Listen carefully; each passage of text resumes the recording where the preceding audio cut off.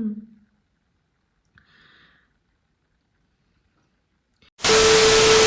राधे श्याम, कैसे हैं आप सब लोग। आपका फिर से स्वागत है मेरे इस चैनल पे निकिताज स्पिरिचुअल हब।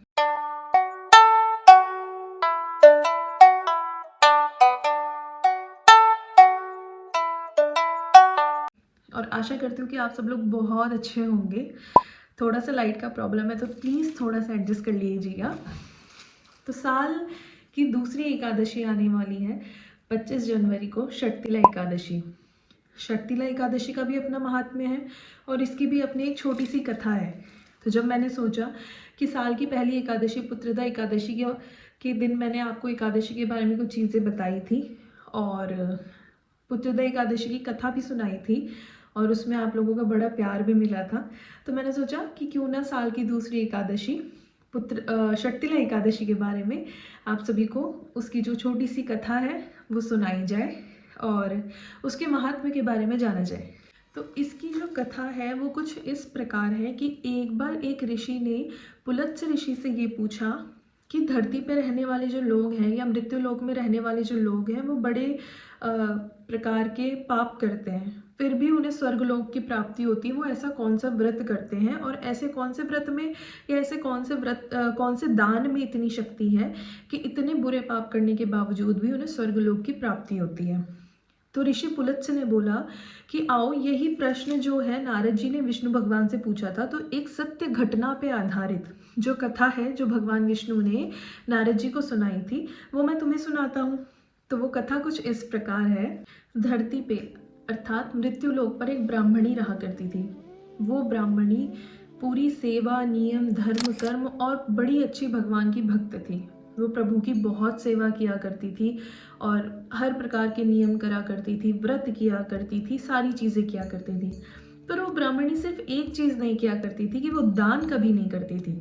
तो भगवान विष्णु ने सोचा कि ये मेरी इतनी बड़ी भक्त है और इसको विष्णु लोक में रहने के लिए महल या घर तो मिल जाएगा, पर इसकी और चीज़ों की पूर्ति नहीं हो पाएगी कभी भी, क्योंकि इसने अपने जीवन काल में कभी दान तो किया नहीं है। तो भगवान विष्णु ने ये सोचकर अपने भक्त के कल्याण के लिए भिक्षुक का वेश धरा और भिक्षुक का वेश धरकर उसके घर के द्वार पे आ गए। जब उसके घर के द्वार पर आए तो बोला कि मुझे दान चाहिए या मुझे भिक्षा चाहिए। तो उस ब्राह्मणी ने उन्हें एक मिट्टी का ढेला जो होता है वो उनकी जो भिक्षा थैली थी या थैला था उसमें डाल दिया। तो जब उसमें डाल दिया, भगवान विष्णु से लेकर वापस से अपने लोक में आ गए। तो जब कुछ समय बाद उस ब्राह्मणी के शरीर को छोड़ा उसकी आत्मा ने, या जब प्राण उसके शरीर से निकले तो वो स्वर्गलोक तक तो बड़ी आसानी से पहुंच गई। और जब स्वर्गलोक पहुंची उसकी आत्मा, तो उसे महल मिला रहने के लिए, क्योंकि वो पूरे जीवन काल में भगवान की भक्त रही। पर जब वो वहाँ पर पहुंची तो उसके कर्मों के अनुसार उसे उस महल के अंदर कुछ किसी भी प्रकार का ना अन्न मिला ना कोई और चीज़ मिली। तो डर के वो बड़ा भगवान विष्णु के पास गई और पूछा कि भगवान, मैंने सारी उम्र आपके व्रत किए, आपकी इतनी सेवा करी, पर जब मेरी आत्मा इस स्वर्ग लोक में आई, मुझे रहने के लिए तो महल मिला पर मेरे को और कोई चीज़ नहीं मिली, न खाने के लिए अन्न है यहाँ पे, ऐसा क्यों। तो भगवान ने कहा कि तुमने अपने जीवन काल में कभी भी दान नहीं किया है। तुम सबसे पहले अपने घर जाओ, वहाँ पे कुछ देव स्त्रियाँ आएंगी, वो तुम्हें शर्तिला एकादशी के बारे में बताएंगी। पहले उसे जाकर सुनो, उसका महात्म्य सुनो। जब वो ब्राह्मणी घर पहुंची, यानी कि अपने महल में पहुंची, वहाँ पर देव स्त्रियाँ आई और उसने देव स्त्रियों से शर्तिला एकादशी का महात्म्य सुना। शर्तिला एकादशी अर्थात छह प्रकार से तिल इस एकादशी में प्रयोग किए जाते हैं। शर्तिला, शट मतलब 6, तिला तिल। तो पहले तो उसने महात्म्य सुना। जब महात्म्य सुना तो उसने भी शर्तिला एकादशी का व्रत करा और उस एकादशी में उसने भी देवताओं के नाम का कुछ दान किया। तो उसको जब जो भी स्वर्गलोक में जिन भी चीज़ों की आवश्यकता थी उस सब चीज़ों की पूर्ति हो गई। तो जैसे कि मैंने आपको भी बताया कि शर्तिला इस एकादशी में तिल का 6 प्रकार से प्रयोग होता है। नंबर 1 तिल का स्नान, नंबर 2 तिल का उपटन, 3 नंबर तिल का तेल, 4 नंबर तिल का दान, 5 नंबर और 6 नंबर तिल का हवन। तो इस शक्तिला एकादशी में तिल का 6 प्रकार से इस तरह का प्रयोग होता है। और दूसरा, इस एकादशी में दान का बहुत महत्व है।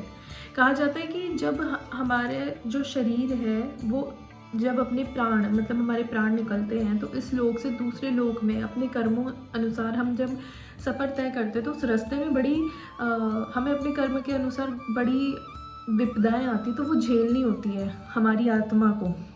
तो अगर आपने अपने जीवन में दान किया है, पुण्य किया है, अच्छे कर्म किए हैं, तो उस रास्ते में जो जो आपको कष्ट आ रहे हैं वो कम हो जाते हैं। तो शक्तिला एकादशी में दान का बहुत महत्व है।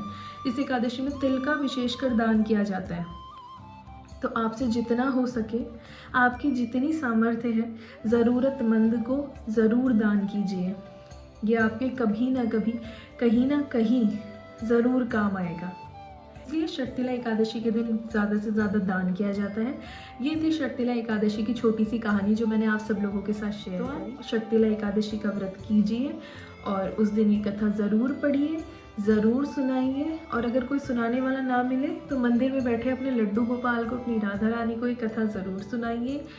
बहुत नाम जप कीजिए, एकादशी का व्रत कीजिए, अपनी सामर्थ्य अनुसार ज़रूरतमंदों को दान दीजिए और मेरे साथ कहिए राधे श्याम।